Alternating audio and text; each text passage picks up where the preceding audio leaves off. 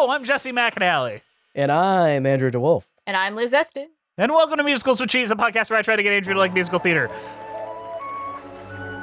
Brigadoon, Brigadoon. Do you hear that over the mountains? I kind of hear something. I hear something. Brigadoon, Wait, is that a village? Brigadoon. Oh my god, we've been out here for a while. Maybe they have a phone. Let's go down there and find out. Whoa! We're in this fun little village full of people with questionable Scottish accents. That's weird. Damn, this is really whimsical and stuff. Hey, oops, I murdered somebody. What? Also, I'm in love with somebody? Oh my god, when did this happen? We've been here for 5 hours. Did you? I don't exist in this metaphor, actually, so I'm just kind of here. No, you're getting seduced by Stephanie J. Block. You're a composite character. Oh, that's great. I love that. Thank you. I have fallen in love with Kelly O'Hara because I have cheese expertise, and to talk my cheese expertise, see bonus episode number XYZ for that. All right, I'm going to leave because this is a dream. No, yeah, me too. No, it's I'm a also dream. going to kill a guy, actually, after Stephanie J. Block seduces me. Oh, you're going to do that too? I mean, that's fine. Man, I just came here with murderers, and all I wanted was to get my dick wet. I guess this must be a dream. Well, my name's also Jeff. I came out here with the Jeffs. I guess it is a dream. We gotta go. Bye, Scottish people. Bye, Patrick Wilson. No, I'm Patrick Wilson. I know, I'm saying bye to you because you're going to run off. No, I'm leaving them, but then I'm deciding, oh no, I'm sad because my other wife sucks. I like being drunk at the bar. That's my thing. That's my character trait. Yeah. Man, and Scots are known for drinking at bars? Guess I gotta go back to Brigadoon. Hey, I'm back at Brigadoon. Brigadoon. What the fuck?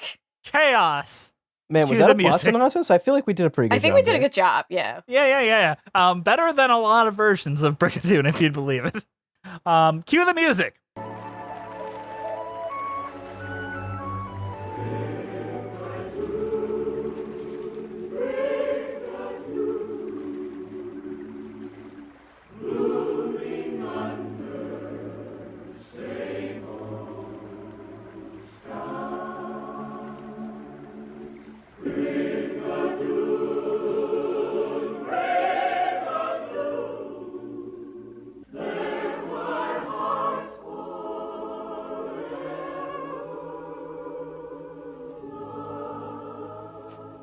Brigadoon is a musical written by Alan J. Lerner and music and lyrics by Alan J. Lerner and Frederick Lowe. Strangely, this is not based on anything. There's like a slight kind of like fairy tale idea of Brigadoon, but it's not like a written story or anything. This is not based on a source material. It's an original story. But the original Broadway production, directed by Robert Lewis and choreographed by Agnes DeMille, opened on March 13th, 1947. At the Ziegfeld Theater, where it closed July 31st, 1948, after running for 581 performances. The plot of Brigadoon is two American tourists stumble upon Brigadoon, a mysterious Scottish village that appears for only one day every 100 years. Tommy, one of the tourists, falls in love with Fiona, a young woman from Brigadoon. And then a lot of other stuff happens, and after 75 minutes of dance breaks, the show eventually ends. Jess loves this show, Jess as loves you can Brigadoon. tell. I love dance breaks, guys. I love it. Jess loves loves favorite rewatching dance numbers on loop. He just keeps watching them. He is famous for loving dancing in shows, especially elongated dance scenes without points. Yeah. That's one of his favorite things. I don't think I've brought this up, but I also love bagpipes. Bagpipes are the most beautiful instrument in the world. Everyone loves bagpipes. They're a traditional Scottish instrument, you know? Yes. It wouldn't be the new year if you don't ring it in with a live performance of bagpipes playing Auld Lang Syne, you know? Yeah, that's what Andrew does every New Year. It wouldn't be your grandma's funeral if there wasn't some guy with a bagpipe just playing Amazing Grace. Well, I don't know if it's my grandma. That's usually a military thing, isn't it, you know? Yeah, that's correct. No, that's a trumpet. That's a bugle. Oh, fuck. Oh, yeah. The military gets a good instrument. I mean, the military gets an objectively worse instrument. Because everyone loves the bagpipes. Yeah, who doesn't? It's everyone's favorite part of the Renaissance Festival, of getting your eardrum fucking blasted out at fucking 7 a.m. by some idiot with some musician, brilliant musician with a bagpipe. In honor of the bagpipes, I will be playing a droning note through the entire rest of this episode.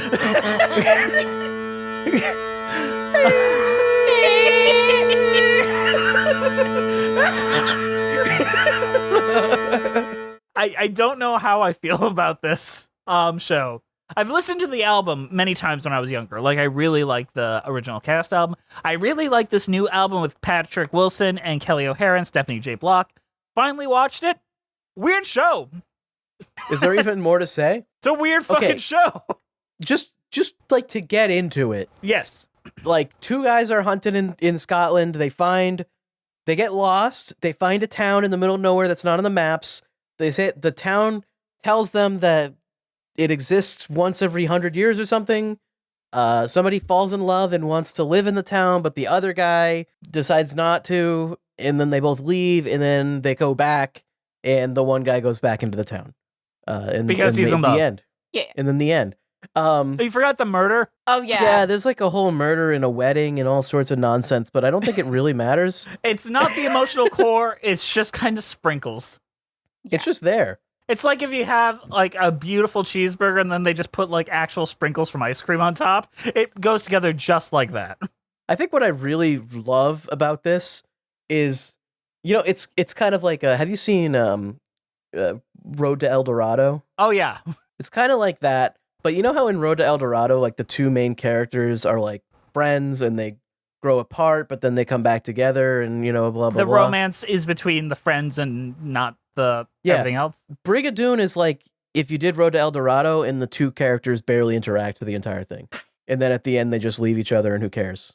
See, I disagree slightly. Like, does he even wave goodbye at the end? Yeah, I feel like he doesn't even say shit. The thing is, I feel like in the first 2/3, they're talking a lot. Like, Patrick Wilson, Tommy, is talking a lot about Fiona to this guy. I feel like Jeff exists as a prop. Yes. He is someone to talk to about the love interest, and then he is the reason that the guy would want to leave, so he creates the conflict in that way. And then he is the guy that stands on the stage by himself when the show ends. He's also the guy who sits in the bedroom so Stephanie J. Block can sing a song about, like, being in love, so she's an excuse to She sing wants to fuck him so badly. She wants to fuck Asif Manvi of Last Airbender fame. Yes. Jeff is the most non-character character in a musical ever, I think. I think there's got to be someone worse, right? There's got to be. At least as, like, one of our, like, I mean, I would call him a lead, but I feel like you can't because he doesn't do anything. Okay, so I watched 3 versions of Brigadoon to prepare for this episode. Okay. Much to my chagrin, I watched the 1954 film starring Gene Kelly. I watched the 1966 Colombo version, and then I watched the 2019 production with Patrick Wilson and Stephanie J. Block. 2017. 2017. Damn. 2017. 2017 version with Patrick Wilson, Kelly O'Hara, and Stephanie J. Block. Honestly, this is going to sound weird. I think my favorite was the 1966 version because it's an hour and 21 minutes, so they kind of got to race through the plot points. But they somehow keep almost all the songs. I don't think a single song got cut. So what did they cut out? 45 minutes of fucking dance numbers. Good. Thank God. Yeah, like we're not talking about the murder subplot, but there's a wedding going on and an unrequited incel that shows up and he's like, I'm gonna attack you, and then they're like, don't attack me, I don't love you, and he's like, I'm gonna leave Brigadoon, but if you leave Brigadoon explodes. No, or Brigadoon something. disappears. It's like a Thanos thing. Doesn't exist anymore. Yeah, for some reason, if you leave, Brigadoon will no longer exist. Yeah, I think everyone it's has just to a cult. coexist in Brigadoon for it to exist. It's kind of like The Village. Yeah. Speaking of M. Night Shyamalan. Except for Yeah, it's less stupid somehow. Yeah, because there's actually magic instead of it's just not. It just exists in the real world, and that's I think spoilers for most- The Village. This village no one liked. Yeah, it had Mark Zuckerberg in it. Yeah. Not It also- Wahlberg. Jesse Eisenberg was in The Village. It also had Bryce Dallas Howard in her first role. Like, yeah, I mean, that's all I So can say. Brigadoon is kind of like The Village But Yeah. with more with dancing time travel. and Scottish accents that are questioned. Yeah, but you know what? It's a fictional Scottish world. It's not real Scottish. Sorry, Ewan. It's not trying to replicate real Scots. Here's the real thing is though, Yes. they actually have the authentic Scottish accent. The real world Scottish accent they lost the real Scottish accent because Which they sounds like existed- Americans trying to do a Scottish accent. Yes, so the real traditional Scottish accent from 300, 400, 500, centuries ago, whatever it was, that sounded like Americans trying to do a Scottish accent. That's the actual Scottish accent. What we hear nowadays, that's totally butchered and modernized and awful. Yeah. In Brigadoon rules. We were debating, and then we had to put a stop to it before we recorded because we're like, oh, we should probably talk about this in the episode. The rules of Brigadoon, if there are any. Yeah, we have questions. Yeah, so Andrew, tell us what the rules of Brigadoon are, and let's try to unpack them really quick. Okay, so my personal interpretation is, and here's what I think. So the town, just to be clear on what is actually said in the show, the town was like some pastor or something didn't want it to be corrupted by modern influence or something, so he prayed to God, and now the town only exists in the real world every 100 years or something like that. Now, my interpretation of it is when they go to sleep, 100 years passes and then they wake up and it's 100 years later. But that might not be true. That doesn't link up because we set up that Fiona was born in the 1700s, and that would imply that she was like only 3 days old, which she obviously is not. She is 20s. In which case, how does it work? Yes. I think it just moves a little slower, faster in Brigadoon. So when they wake up, are they now like they're Brigadoon, but they're just in an empty field and the whole world is an empty field? And like if they try to leave Brigadoon during this time, it's like, they get eaten by like a time ball or something? Like what happens? I think you're thinking too literally about it, for one. I think what I pitched earlier is like when you go to sleep and like a month has passed. Like it's just different ways that time works in Brigadoon compared to the outside world. But if they go to so is the town only visible every 100 years to the outside? It's only visible. You can only get there as an outsider every 100 years, unless you're in love. But if someone tries to leave every day, they could do that any day. I don't know. I don't think that one's stated. I think I'm going to say for the sake of argument, on the same day that people can come in, you can get out. But if you get out, you destroy Brigadoon. Okay, but any other day, they can't get out. They're in like a void or like they're in like a Wakanda bubble. They're in like the bubble that they drop, the dome they drop in the Simpsons movie. Yeah, I was gonna say under the dome, but the Simpsons one is better. We have 3 great references here. Yeah, that's what I think the rules are. Does that make sense? That's what you think the rules are. Liz, you got thoughts? But the schoolmaster says that it's been 200 years in the real world, but it's been 2 days in Brigadoon time. Yeah, that's what I thought is like every time they go to bed. And then at the end, and here's also with my interpretation. This is in the text of the show. At the end, it's been a couple months or whatever, and they go back to where the town would be, and he says, "You must really love her. You woke me up." They're asleep at this point. Like, so when they're asleep, the town is invisible, but when they're awake, the town is visible. So basically, every 100 years when they wake back up. So every day is 100 years. I don't think that tracks. And I'm not saying because of your logic. I'm saying because of the show's logic. Yeah, the show's logic is every day 100 years has passed. See, that would be fine if we didn't learn that she was born in the 1700s, unless they're counting a different kind of years than we are. I don't know. Also, it implies the person getting married is like 2 as well. Wait. So how does that track? 1700s? Oh boy, she would only be like 5 years old or something? Exactly. Like, yeah, it should have been 5. That doesn't make any sense. Did they forget? They forgot. They forgot. What are the rules? Like, Shmigadoon had actual rules. Brigadoon doesn't have rules. So, does Colombo explain the rules at all? Yeah, how does Colombo approach this? Because I feel like Colombo would be very good at, like, documenting the case. Like, does he have, like, a detective monologue throughout the movie? He's just like, I wonder how this Brigadoon works. You say you were born in the 1700s, but you see, every day here, that every scene day does is kind of 100 happen. years. That scene does kind of happen. Like, because they discover that she was born in the 1700s together. And they're like, hey, this doesn't quite link up. Like, this doesn't quite match, because every day is 100 years. And if you were born in the 1700s, well, frankly, you'd only be 5 years old, am I correct? I don't want my buddy here going to prison for pedophilia if you're only 5 years old. The joke is Peter Falk played Jeff in the 1966 movie, and he's just playing Columbo.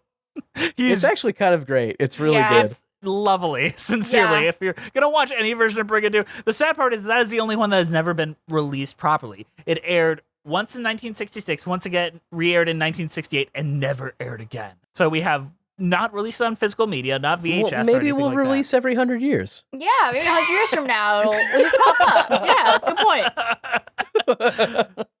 And it's really good. Like, it's got Robert Goulet. It's got that one lady from that one thing that I can't remember. And Peter Falk.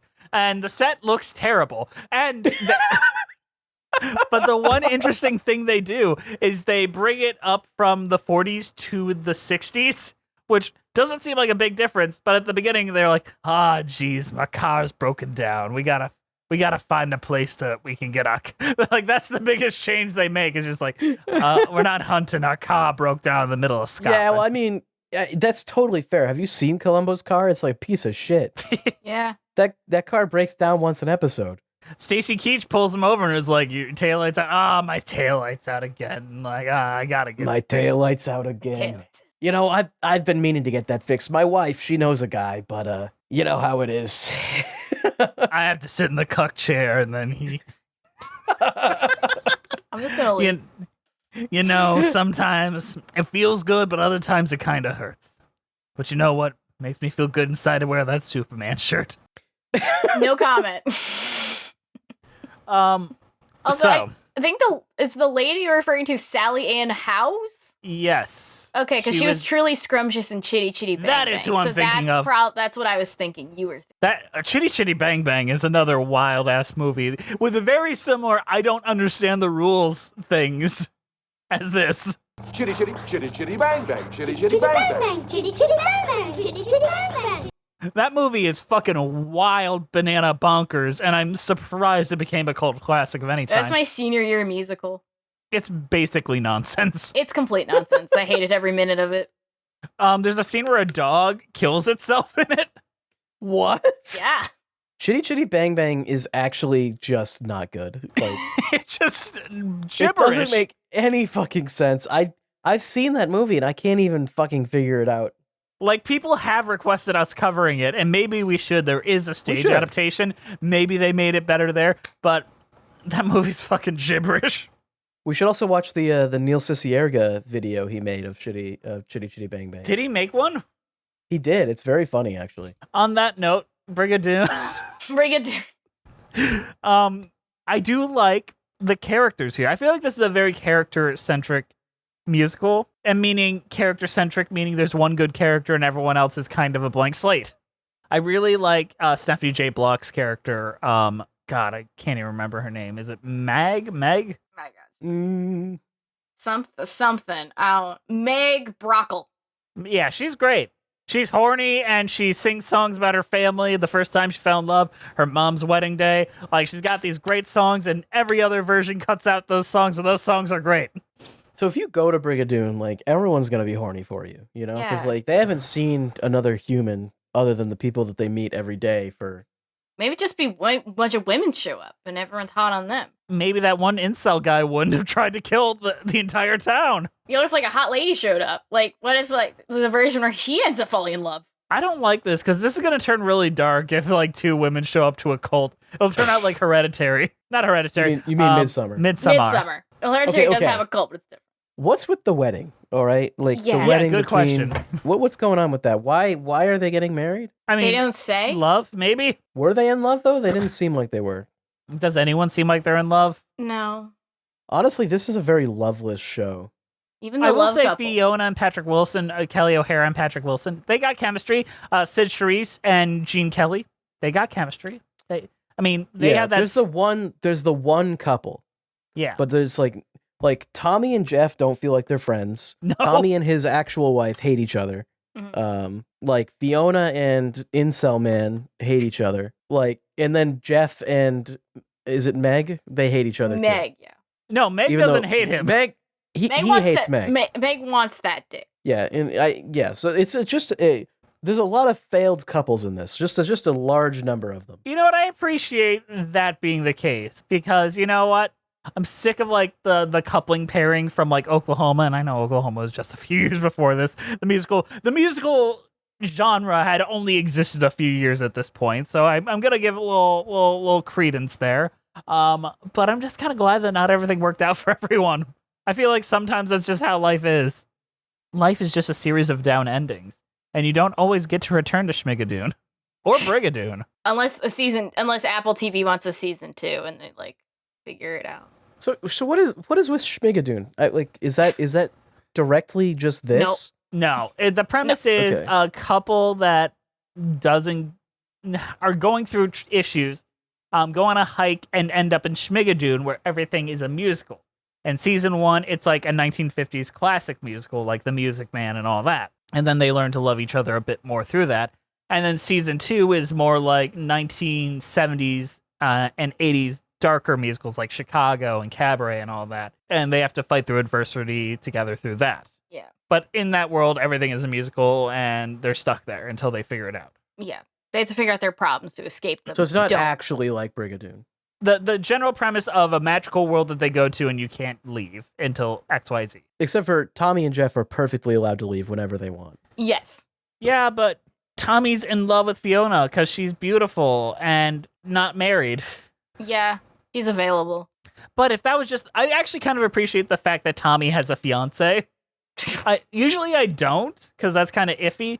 But, like, it's not just because he's sad and alone. He found something special, and I feel like that's easy storytelling to communicate that. I like the part near the end where his fiance is just talking and then he starts hearing the other Fiona. girls' songs. Yeah. That's really good. That's a good... Like, my biggest problem with Brigadoon, sincerely, is that the last 15 minutes should be all of Act 2.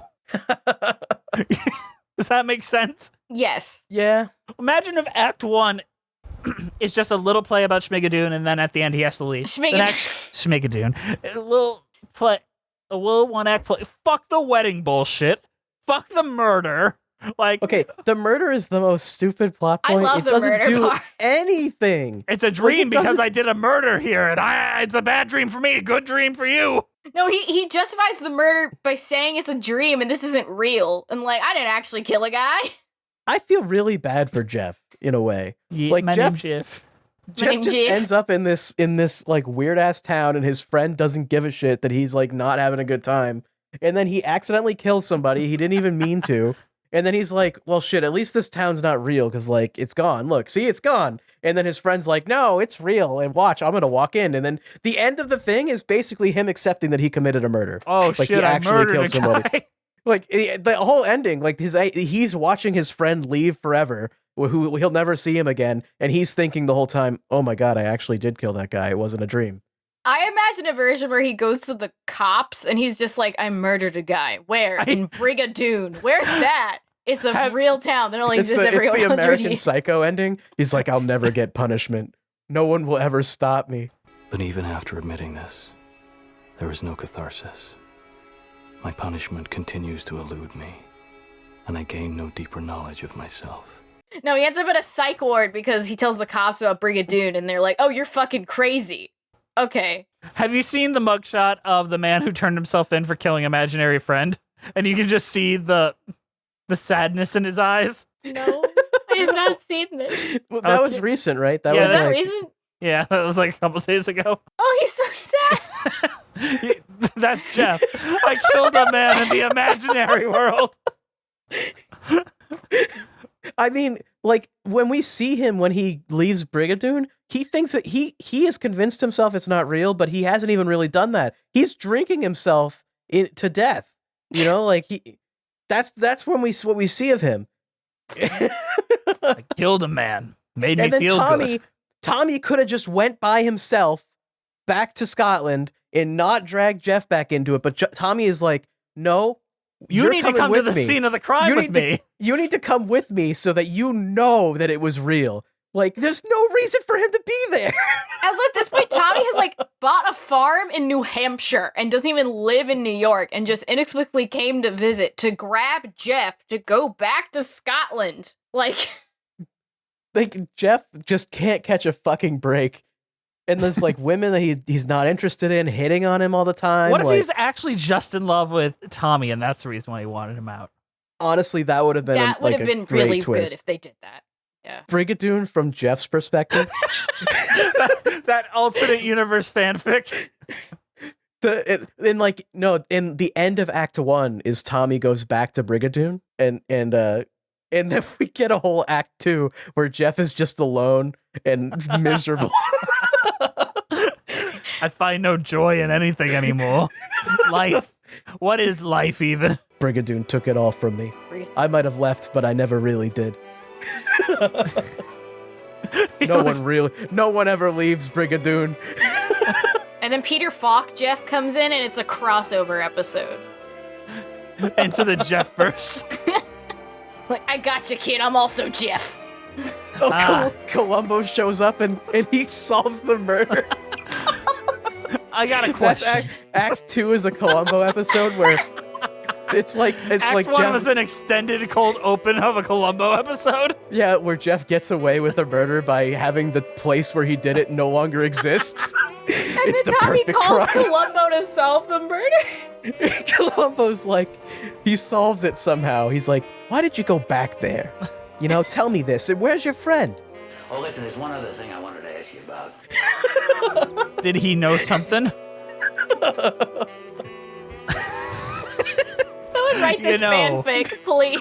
There's nothing I love more than justice. So when I went to the Lee of Scotland, the Brigadoon opened up. They felt my love of justice and invited me in. No, Columbo would have to say something really vague. Like he'd be like, you know, have you been feeling really sleepy? I've met some people. They were pretty tired, but they woke up for me, you know? and like, yeah, he doesn't say it out loud though. And Jeff has to be like, he knows what's going on, but he's like, no, I'm not tired. You know, I've been drinking a lot of coffee. You know, most people would have gotten rid of the murder weapon, but you left yours, didn't you? Your foot. All right. This is what we need from Brigadoon. Yes, this is the This is Brigadoon the- I wanted. This is the Brigadoon sequel. This is the Brigadoon I wanted, but didn't get. All right. I do want to go on my Patrick Wilson rant before we do Letterboxd, if that's all right with everyone else. Yeah, sure. We will listen. So Patrick Wilson played Tommy in this production, and he has had the weirdest fucking career I have ever seen a human being have. He starts in theater, then he gets into the Phantom of the Opera, starts doing films, and he has like 4 cinematic universes, and somehow he's still not a movie star. Like, he is like the lead of 2 horror cinematic universes, the Insidious and the Conjuring films. He is in DC's Aquaman. He is in the fucking Watchmen movie. He's had a career without being a movie star. And you know the most recent Conjuring movie, or not Conjuring, Insidious movie? Yeah. That is his directorial debut. So he directed his own franchise into its worst installment. Oh. Oh, boom. That's sad. And I saw it in theaters because I like Patrick Wilson. I wanted to see how he directs. The problem wasn't direction, but I also had the most insane movie theater experience ever while watching Insidious: The Red Door. And I want to talk about that really quickly. Sure. So it's basically all about him and his son, blah, blah, blah. About 45 minutes into the film, there's like a quiet scene where he's just like looking at photos and shit. And there's a difference between like movie quiet and dead silence. And there's suddenly the audio cut out. Like, and it was just a silent scene in the movie. So I was like, I turned to Miranda, I was like, I think the audio went out. She's like, no, it's just a quiet scene. And then more things start happening and just no sound happens. And then the audience just starts screaming at the top of their lungs and throwing things at the screen because there's no sound. And then they eventually call in the usher or someone to like figure it out. And the movie's playing for at least another 20 minutes with no sound. Oh my And it's God. hilarious. God. And everyone's just talking to each other, recording the screen, screaming at each other, having a good time. And then the usher comes in and is like, yeah, we're figuring it out. And then someone screams out, shut up. And then the usher was talking to one lady. She's like, did you just tell me to shut up? And then they take a swing at the usher. Oh my Oh God. my God. And another 30 minutes pass. No, movie is on pause. And I'm like, I didn't even really want to see this fucking movie. But I'm dedicated now. And then it starts again, but it's tinted green. And for another 15 minutes. Then they rewind it 45 minutes back to well before we started. Oh my god. So we have to see scenes we've already seen before and scenes that we saw already, but silent. Did you at least get a refund? No! Yeah. We didn't get anything. That's They didn't give you ridiculous. anything for this? No. They completely ruined the movie. Yeah, seriously. It was not a pleasant movie-going experience. So let me just say, Patrick Wilson, they're doing your film bad. I will not Damn. look back fondly on watching that movie. Yeah, I don't think any movie deserves that sort of treatment. That's No. nuts. Maybe Jupiter Ascending. On that note, let's play the letterbox game. Are we ready, kids? I am ready. Hey, Captain. There we are. All right. So I had a New York Times review, but let's fucking skip that. Like people are weird. Whatever. I don't care. All right. So these are real letterbox reviews from letterbox.com.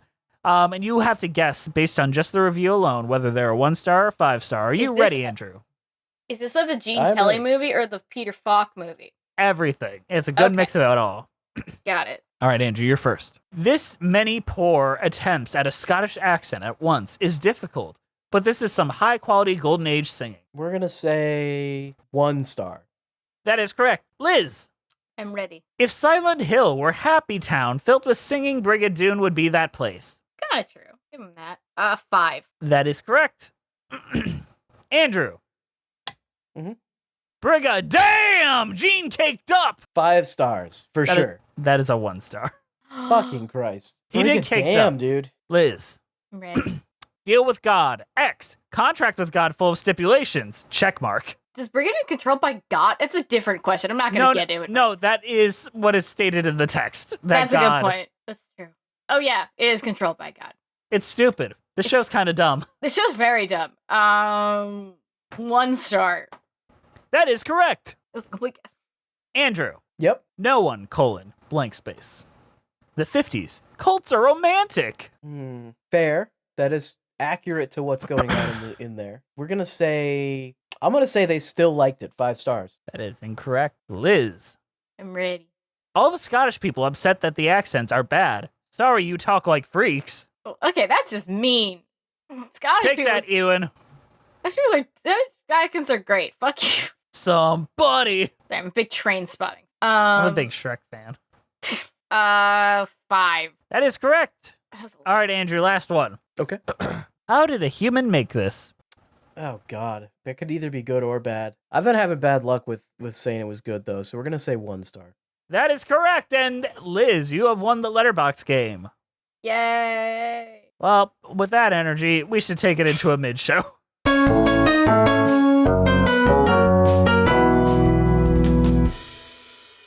Hey guys, sorry to interrupt you in the middle of the show, but we've got a shill at you. Today's show is brought to you by the extremely kind donations by our donors over at Patreon. Andrew, tell them about Patreon. Oh man, Patreon's where you can go if you want to get like some extra perks. See 15 minutes of extra content before this episode in our video version. All sorts of nonsense. We get all sorts of stuff. Also, you can just support us. We need money. Everyone needs money. So Except for our Patrick current Wilson. patrons. Oh, that's true. Our current patrons are Melissa Goldman, Danielle Renix, Jessa Stampede, Ewan Cassidy, Monica Thoreau, Brent Black, Nathaniel Stacey Coombe, Joseph Evans Green, Mary Lou Choquette, John Vanals, Russ Walker, Musical Hell, Emily Gracie, Kyle Summers, Janae C, Scoot in the Technicolor Dreamcoat, Liz Lim, Nothing is Certain Except Beth and Taxes, Thespian, Robert Benjamin, Jessica T, Mitchell Young, Chai Teacup, Chris Marcotte, Kiji Marie Anastasio, Leela, RJ Noriga, Julia McLennan, Bjorn Hermans, Toriana Frazier, Sammy the Adequate Amount Jacobson, Leanna Morton, Kaylee Blazier, Cinemageddon Reviews, Villainous Miss, Sophina Ali, The Omega Geek, Paige Pearson, Maddie Wargle, Eliza Erdman, Anna Loskatova, Sarah Den Blaker, Evan Ball, Zachary Torres, Rora Marasso, Mara Forloin, Captain Rod Tastic, Lisa L, Possessed Washing Machine, Nick Roten, Julia Hardy, Jay Kusia, Caitlin Bridgman, Sydney Hicks, Anna Bell, Billy Clifton, Andrew Wright, and the Red Caboose UI. These motherfuckers give us money. Be one of these motherfuckers and be cool. All right, They're let's get back. cool. They're They're really so cool. They're all equally tense, and I love them. Let's get back to the show.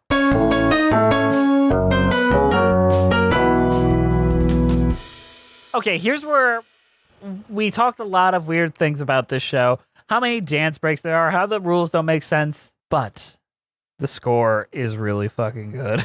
And I feel like we didn't talk about that enough. This is probably one of the best early musical scores there is. Like, truly, every song is kind of a banger. I don't know. There's the bagpipe one. Don't like that one. I would say a lot of the songs are good, but every song? I You don't really think know. that? Like, all right, let's talk about some of them. Like, I love Fiona's I Want song, Waiting for My Dearie. Many a lassie, as everyone knows, will try to be married before 25. So she'll agree to most any proposal. All he must be is a man and alive. I hold a dream and there's no compromising. I know there's one certain laddie for me. One day he'll come walking o'er the horizon, but should he not, then an old maid I'll be. Which is just such a cute little number. Like, and it really sums up her, what she's feeling and how it is. And since we don't really get to know her that much through the rest of the show, I think that that's really effective. We don't know anything about her. No, but we learn a little bit. Then, of course, I'll Go Home with Bonnie Jean. Some nothing character of Charlie sings this, and it's so fun. I used to be a roving lad, a roving and wandering life I had. On any lass I'd frown who would try to tie me down. But then one day I saw a maid who held out her hand and I stayed and stayed. And now across the green I'll go home with Bonnie Jean. Go home, go home, go home with Bonnie Jean. Go home, go home, I'll go home with Bonnie Jean. Also, Jean is a nothing character, so like... Yep. But that song, we all know that song, and we all like that song. This is one of those like early musicals, isn't it? Where Yes. it's like none of the songs really need to tell the story, because like back at this time, the story was very loose and songs were just like there to have fun, you know? And that's Yeah. why there's like 2 songs that are 45 minutes dancing and nothing else. Yep. But Almost Like Being in Love, come on, that song is so good, and Patrick Wilson sells it, and Gene Kelly sells it. It's such a, I mean, we've all heard like the the swingers and the swooners and the fucking Frank Sinatra covers. It's almost like being in love. Maybe the sun gave me the power, for I could swim Loch Lomond and be home in half an hour. Maybe the air gave me the drive, for I'm all aglow and alive. What a day this has been, what a rare mood I'm in. Why, it's almost like being in love. There's a smile on my face for the whole human race. Why, it's almost like being in love. Like, these songs have a life outside of this show so much that maybe that's influencing my opinion here too. Yeah, I think it's cute. I liked it. Also, I love how Gwen Keller Harris shows up in like the middle of the song, like off screen, because we can't see her enter. So it's like, oh, you're here. Most of the first act, like, romance songs really sell for me. But then Act 2, not much. The only song in Act 2 that I love, and I really love it, is There But For You Go I. This is hard to say, but as I wandered through the Lee, I felt for just a fleeting moment that I suddenly was free of being lonely. And I closed my eyes and saw the very reason why. I saw a man with his head bowed low, his heart had no place to go. I looked and I thought to myself, with a sigh, there, but for you, go I. Probably my favorite song in the show, and probably the only plot-centric one. And really, it's the one where he makes the decision that he wants to stay in Brigadoon, only for it to immediately be undercut by Jeff being like, I killed the guy, we gotta get out of here! That's not an exaggeration of the scene. That's just literally how it goes. That's actually just what happens. It's literally just Jeff comes up and is like, I killed a guy, we need to leave. And he's like, oh no, I'm filled with doubt, I must leave. Jeff gets 0 songs, which is such a shame. What would he sing about? Boy, this is weird. This is why we need the Jeff show. I want to hear him sing about the murder. Whoops-a-doodle committed a murder. Gotta get out quick. It's like that What Have I Done song from Les Mis, but worse. But without any guilt, just kind of like, good thing it's a dream. All right, Jess, there's a couple songs I want to ask you about and what your opinion of them are. Yes, sir. Can you tell me what your thought is on Dance, Wedding Dance, and Dance? I don't like them. I think I texted you while watching it saying, maybe I don't like dancing. Maybe you were right all along, because my God. I think the whole sequence to end Act 1, entrance of the clans and wedding dance, and then sword dance. 35 minutes. All phenomenal. You shitting me. No, it's complete garbage. It's so it bad. really, oh my God. The dancing is good. I get that they're trying to pay tribute to the fucking whatever Scottish things. You're in a fantasy my world. Do something God. fantasy. You don't have to like pretend you're in real life Scotland. You can't pay tribute to actual Scotland if your accents are so bad. Yeah. Like, seriously. It honestly would have been better if they didn't attempt the accents. It would have been more respectful. Like the Robin Hood with Kevin Costner in it, where he's just American inexplicably. Or Sweeney Todd. Every Sweeney Todd is American, and I'm fine with it. Because it's totally distracting when it's British. So Josh Groban doesn't even try. No. Neither did George Herman Carreyrou and Michael Cerverus. Like, none of them Sweeney Todd.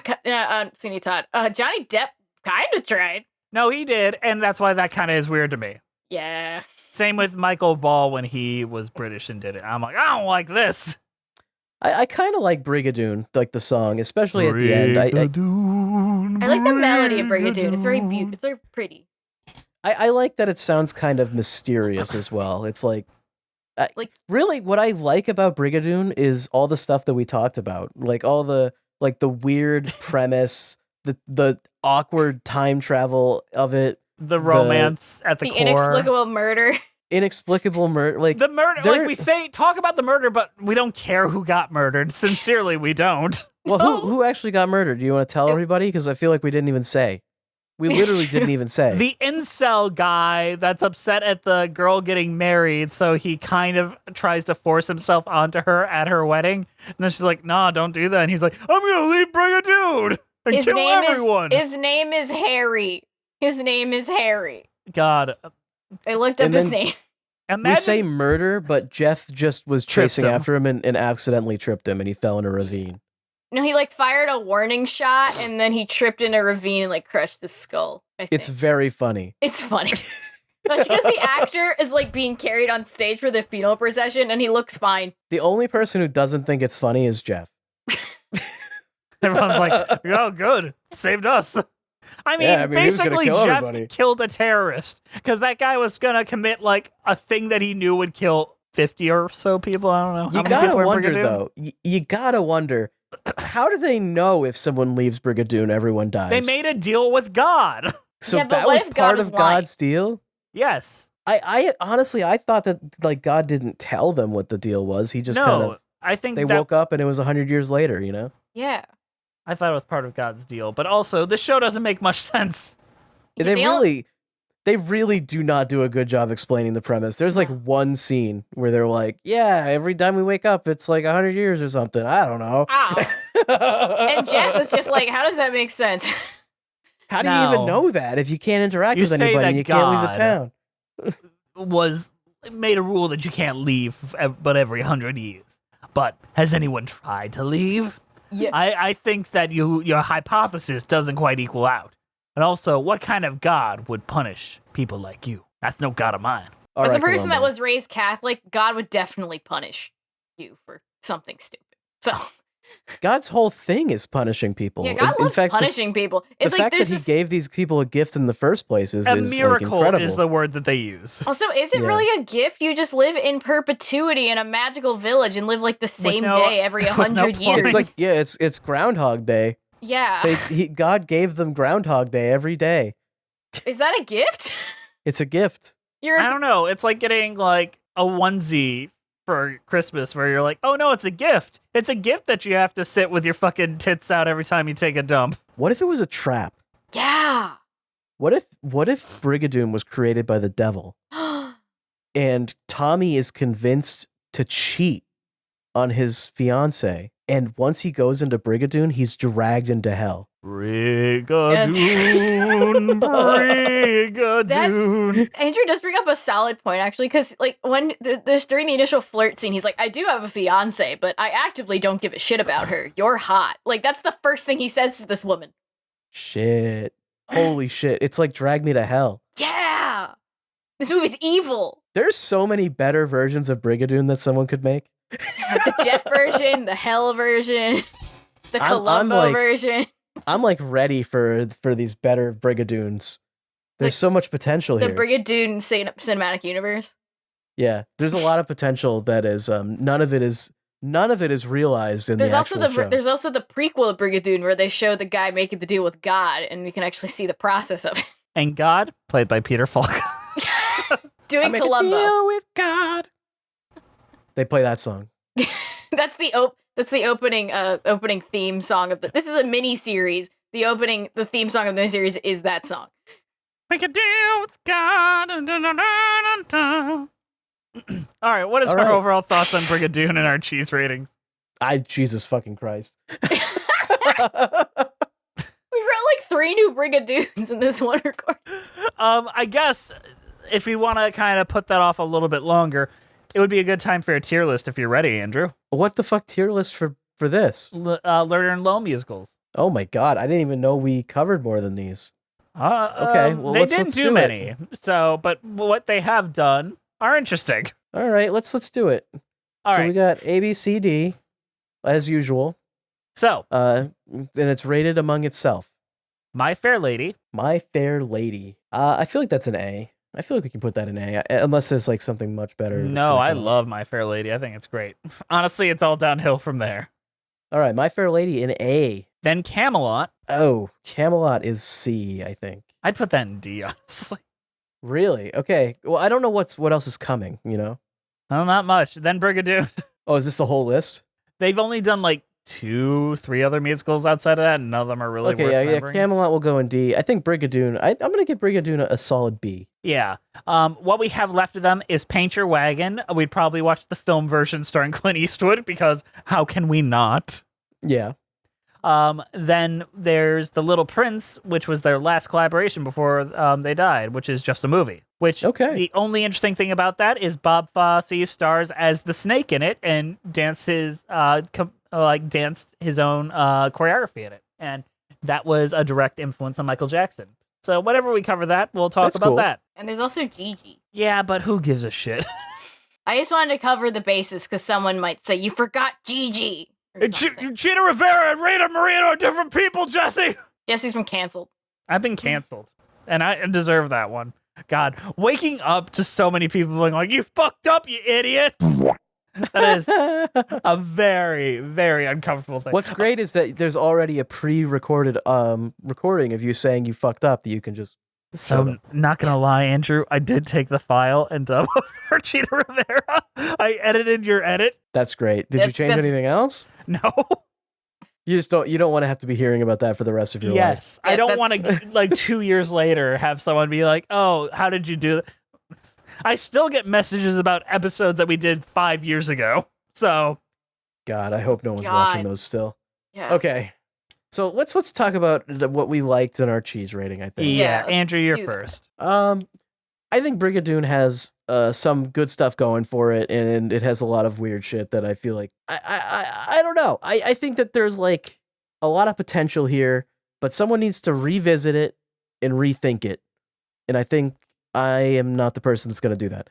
There's We've way already too much. pitched ideas.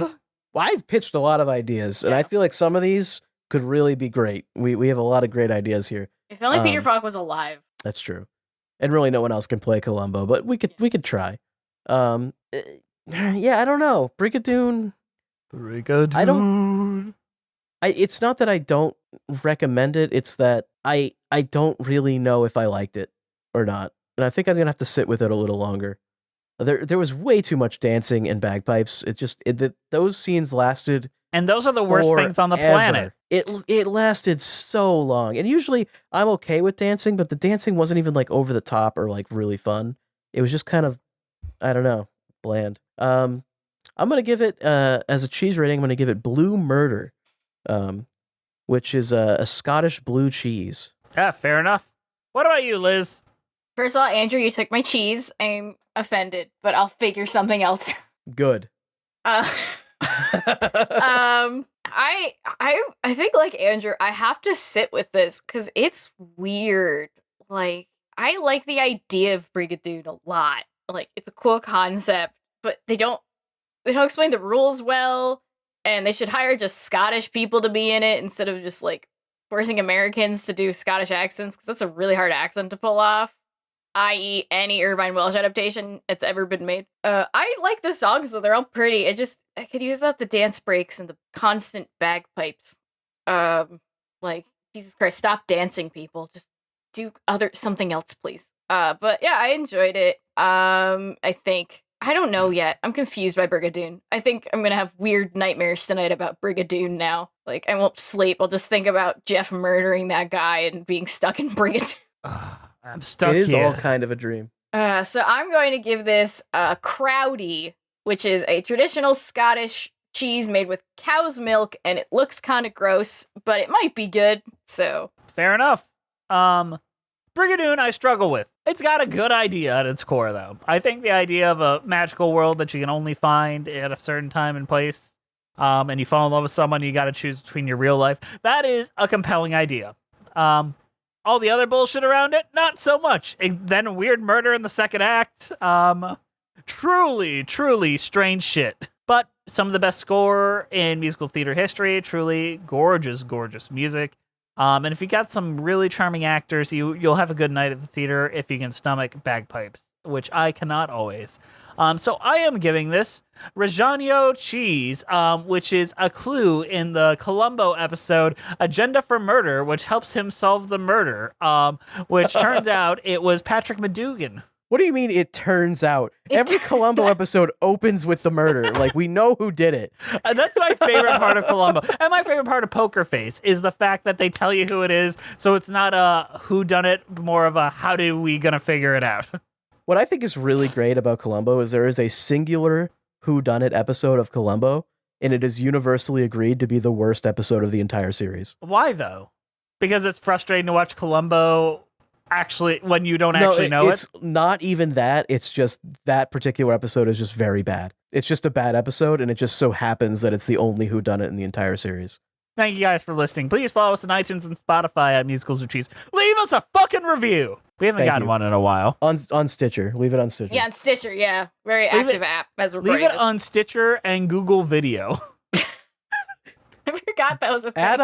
Add us on Google Plus. Yes. Add us on Dig. We're all on Google Plus. Remember Dig before I don't Reddit? remember Dig. But it's at the 2 Gs. I remember that. Yeah.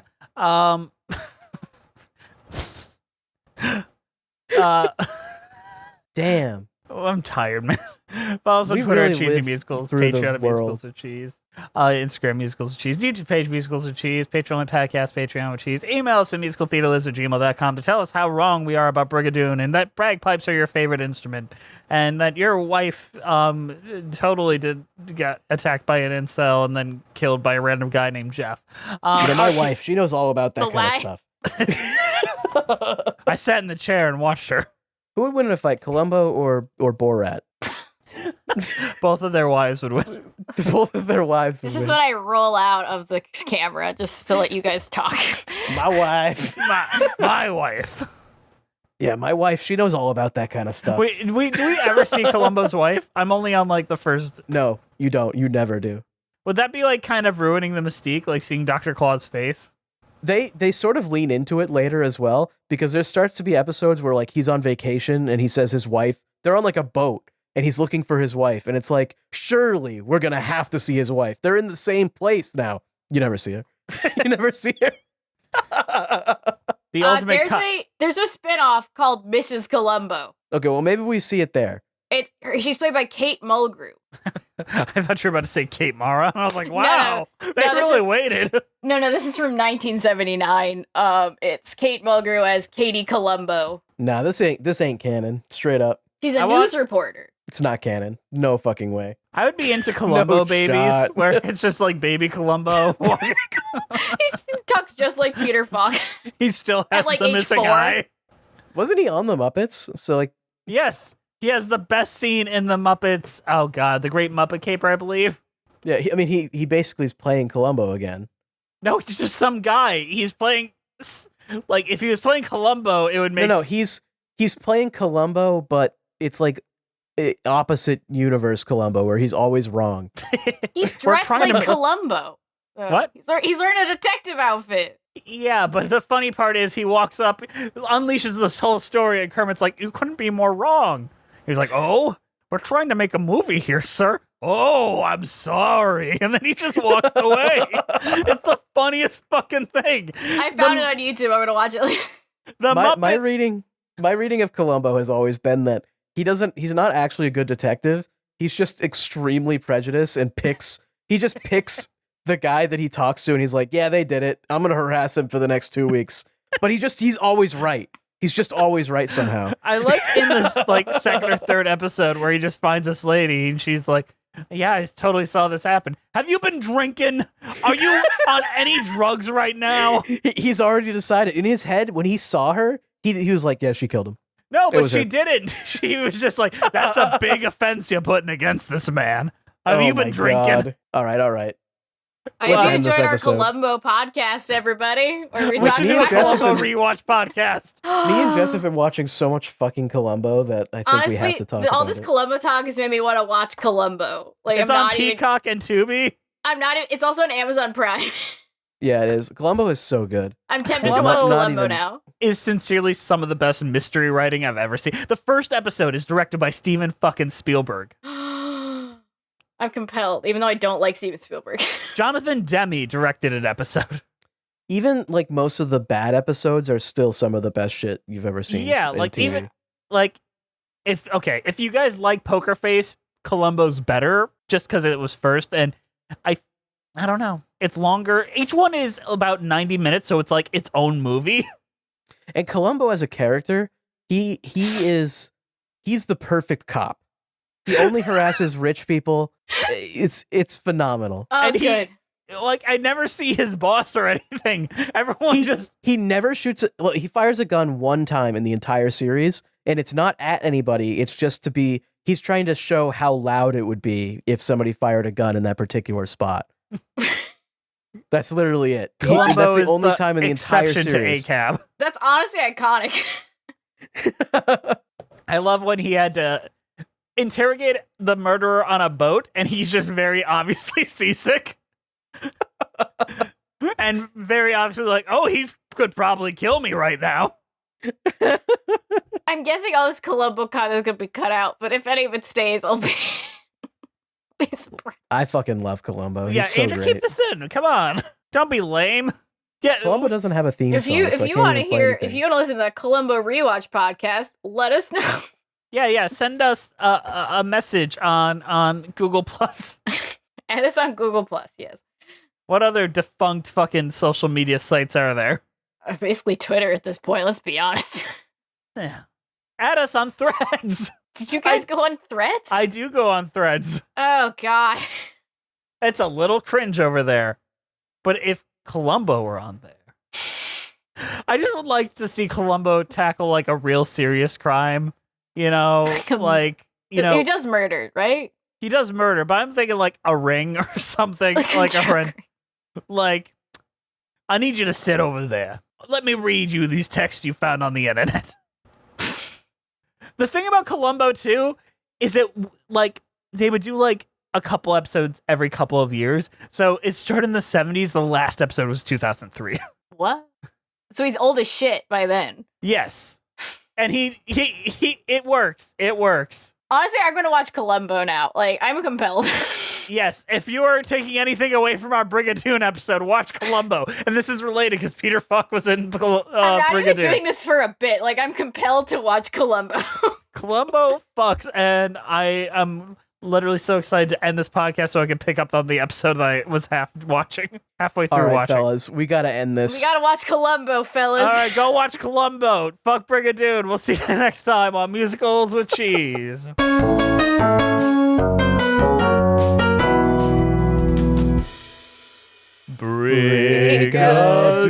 Brigadoon. Brigadoon.